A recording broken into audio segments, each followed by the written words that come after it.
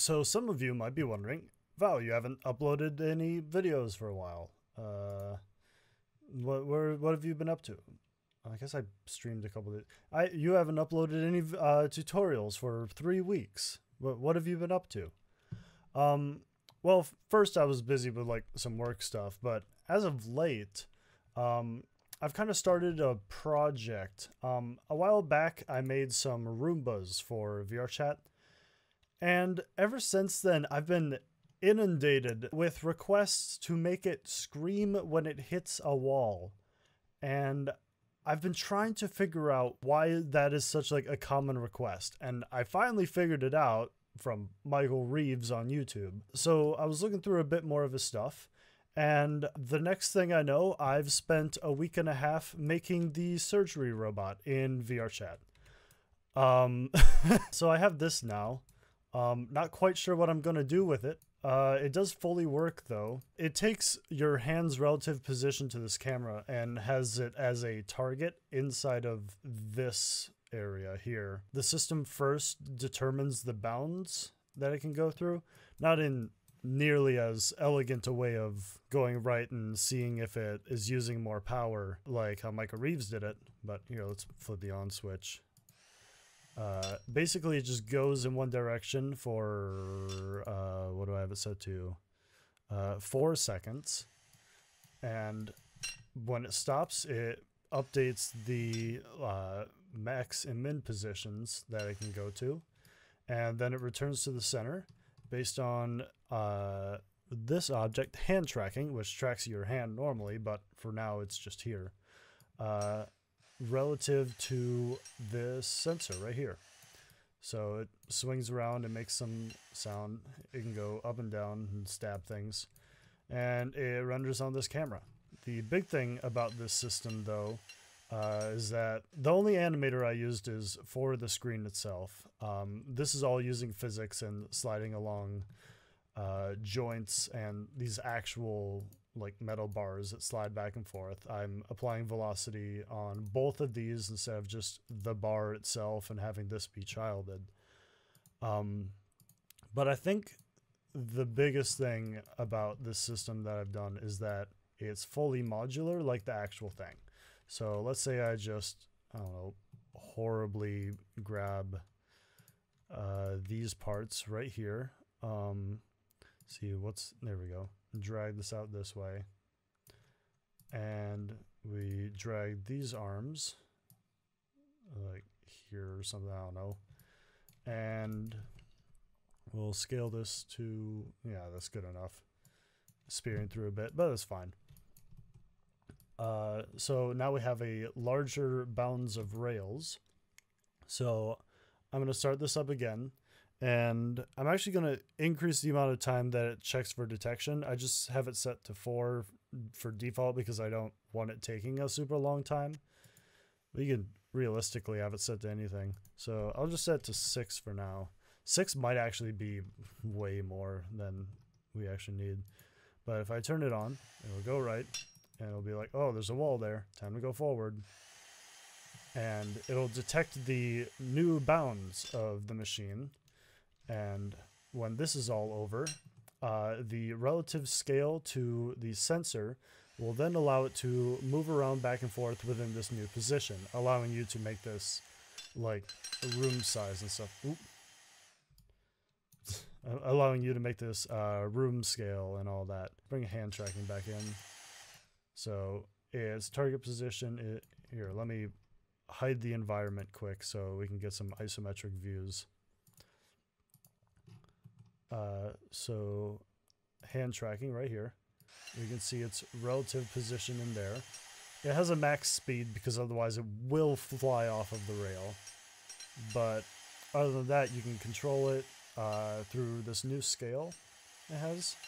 And in the same way, here if I undo all of that and bring this back to the way it was. Another thing that you can do is take the camera object and scale it entirely weirdly, like say like that. And let's just make sure that hand tracking isn't in the new bounds by default. we can kick this on, and it'll take the new like scale for this sensor as well and turn that into the relative position for the surgery robot's targets. I see this as less of being something that like you'll want to actually be like stab things, and more of you can probably use this for crane machines or different games, different object droppers, or just actual like tools in a virtual environment for the likes. So let's let this return to center. All right, so if I bring this up here, the scale for moving left and right is now like much bigger, and it allows you to do that. But if I go over here, it's also much smaller and more sensitive because I've scaled it jankily. I'll show off the code a little bit here. When the rail system first runs, it goes through like some modes here. When we hit the button, the switch thing, it puts it into 10, and then it goes to the right, checks its X position, and sets that as its max X. Then sets the max Z. And I have like a little buffer on it so it's not constantly just embedding itself into the walls. Then it sets its minimum X and then its minimum Z. I actually predefine the minimum and max Y in the carriage utility mechanism because I actually have it set so that you can have different sizes of them. So let's say your machine is much taller than this. You can set either of these three models, but all you actually need to change is the position of either plate max height or plate min height. You can put these at any position and they'll scale between those two.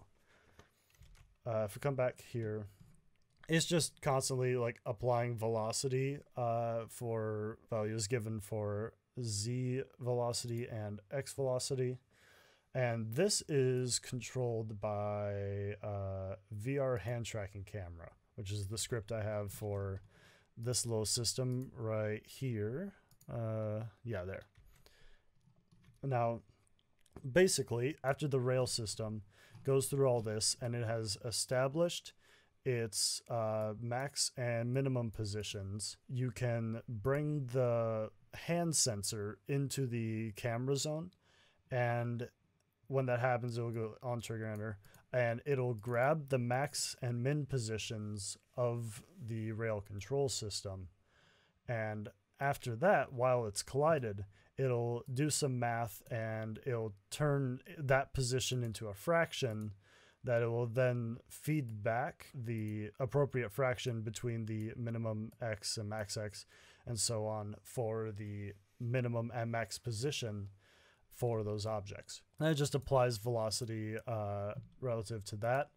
And I have it clamped somewhere. Yeah, I have it clamped at 3. 3 is the like maximum that I found is stable with this specific setup. Now, there's a few other things going here, and I found I pretty much had to create this equation thing because I couldn't figure out how I was supposed to do this just by Googling things. This is getting a relative position between like the hand position and itself, and then it adjusts for the box collider's size and its offset and all that, and then turns that into a 0 to 1 fraction, which I then use for lerping between the two, and then it returns that as its target position. A few other things that this system has. I'm of course using Impact, which is the audio system that I set up a while back for collision detection, and it'll just play a bunch of different audio clips for clanking around, as you heard when it was clink, clink, clink against different edges and things. Another thing that's a bit more crap that I set up is the motion sounder. So this basically checks its distance from its last position and lerps its volume and pitch. And I have some motor sounds that lerp between those volume and pitches based on speed for the carriages when they move left and right and on either side. I have 3 separate looped recordings, one for each one, so that none of them sound the same, because otherwise they just kind of be overlaying in a weird echoey fashion. But yeah, I'll boot up VRChat quick and show this off. All right, we're here in the game and we've got this set up. We can walk up, press on, and automatically start going through the same setup that it was doing before. Natively in VRChat, when you're in desktop, the right hand position is just kind of like around your right cheek, so I can just use that. Or I have this little object that I can grab here to force my hand in a forward position and then move it around like that. I would use my VR right now, but it's a little bit crapped out at the moment. I'm probably going to have to get that fixed / replaced at some point. But as you see, it responds to the hand position when you move it around. And it's got all the motors, the clanking sounds. You can shut off and it returns to its center position.